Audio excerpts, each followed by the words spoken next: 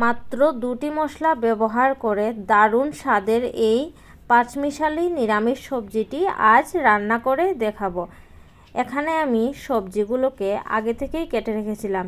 নিয়েছি পানিলাউ, শিম, এখানে নিয়েছি মিষ্টি লাউ, তারপর নিয়ে নিলাম টমেটো, ঝিঙে, কারকোল আর এখানে গাজর নিয়েছি।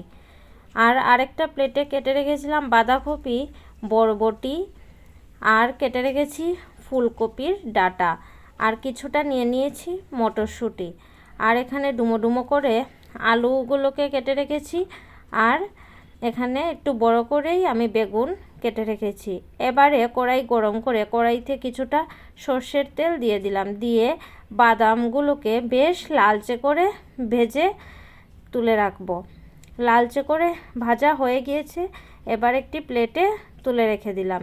কড়াইতে ফোড়নের জন্য 5 ফোড়ন, তেজপাতা আর শুকনো লঙ্কা দিয়ে ভালো করে একটু নাড়াচাড়া করে একটা ফ্লেভার বেরিয়ে আসলে তারপরে একে একে সব সবজিগুলি তার মধ্যে দিয়ে দিলাম। আমার কাছে যা যা সবজি আর ছিল আমি সবই দিয়ে দিয়েছি, শুধু ফুলকপিটা ছিল না। এবারে ভালো করে একটু নাড়াচাড়া করে নেব। দেখছেন তো যে এখানে সবজি অনেক বেশি, কিন্তু এগুলো সেদ্ধ হয়ে অনেকটাই কমে আসবে। ভালো করে নাড়াচাড়া করে নিলাম। এবারে তার মধ্যে আলু আর বেগুনটাও দিয়ে দিলাম।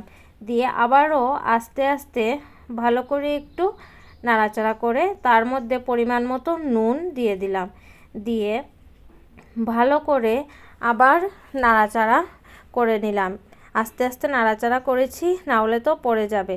এবারে ঢেকে রেখে দিলাম কিছু সময়ের জন্য। আমি ঢাকনা তুলে 4 থেকে 5 বার নাড়াচাড়া করেছিলাম। দেখুন সবজিটা আস্তে আস্তে সিদ্ধ হয়ে কতটা কমে আসছে। এবারে তার মধ্যে কাঁচা লঙ্কা দিয়ে দিলাম আর বেটে রাখা এই আদা বাটাটা দিয়ে দিলাম। হলুদ গুঁড়ো দিলাম, লঙ্কার গুঁড়ো, ধনে গুঁড়ো দিয়ে দিলাম আর দিয়ে দিলাম জিরে গুঁড়ো। দিয়ে আবারও আস্তে আস্তে ভালো করে নাড়াচাড়া করে নিতে হবে।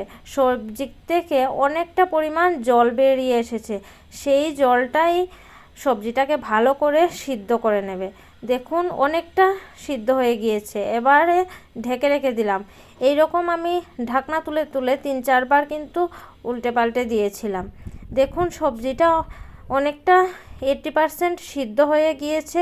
এবারে তার মধ্যে দিয়ে দিলাম ফরাস বিচি, যেটাকে আমরা রাজমা বলি, তো সেটা আমি সিদ্ধ করে রেখেছিলাম, সেটা দিয়ে দিলাম। আর দিয়ে দিলাম পালং শাক।